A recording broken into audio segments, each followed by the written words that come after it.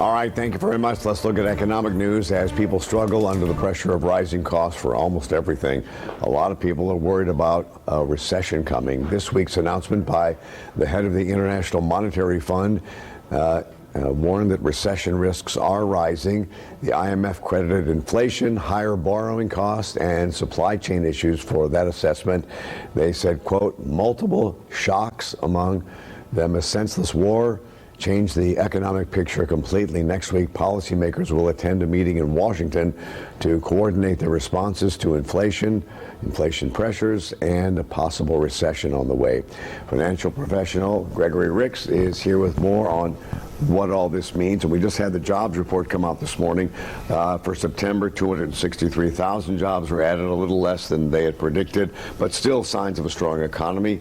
Employment rate at 3.5%. What's that telling you? Well, that's a positive number, and companies are still hiring, but more so to replace workers that have left. What we're seeing more and more, people are having discussion with us about should they take that offer to leave the firm or retire early or take the money and go find another job, since hiring is still happening. But we're seeing an increase in that discussion. And we see that. Then we also had a story about more companies are laying off people now because they can get by with fewer workers. Yeah, technology has helped that, and some of this change is because of remote workers. But companies are sensing what's coming. They're preparing for the recession next year, so they're making adjustments for that. Banks are going to tighten up on lending as well. So you and other people do think a recession is inevitable? Absolutely. They've got to sop up this money. They're going to keep increasing the rates and slow things down so that that money can dry up. Europe's got to do it, Japan's got to do it, we've got to do it. And I mean, the Fed is trying to reduce the inflation. Obviously, they want to avoid a recession, but you think it's not avoidable? It's not avoidable, but what they're hoping for is a soft landing, that we have deflation. And what does that mean, a soft landing? We hear about that, because recession still is a recession.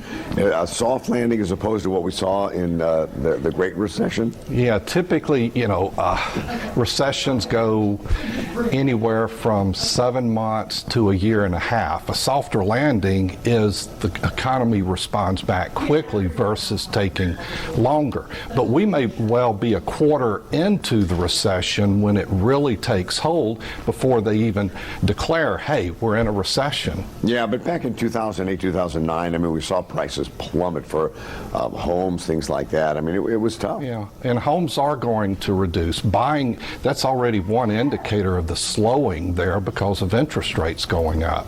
And interest rates did go down just a hair the other day, which was kind of surprising. Yeah, but those 2-year treasuries are up. That's the inverse. That's also signaling a recession is coming. And so if and when we do hit a recession, what does that mean for most people? There's going to be some pain. The market has signaled that. And I mean, will it be worse than we are now? Yeah, there's more pain coming. The market is going to have some more convulsions. So there's kind of 4 keys to that. Is you need to increase some savings. I always kind of define that, whether you're a saver or investor, as having some powder dry. You need some money. You need cash on hand. You should always have that. And you need to pay down some high interest rates, especially it's the credit cards. Interest rates going up, your credit card bills are going to increase because of interest, and people in general carry too much debt. And no panic selling. Do not panic sell. We're getting near the bottom, and yeah, I think there's more. The bottom's going to go a bit deeper, but it's not going to be long-lived. And just like the other day, we had the markets increase about 3%. Yeah. See, you kind of like, it's too late to sell, and if you do, well, you could miss some ups, and missing those few days where the market really jumps can really impact your returns over the next year. Beat the market. That'll be our last word. Thanks for coming in. We appreciate that. We'll be right back after the break.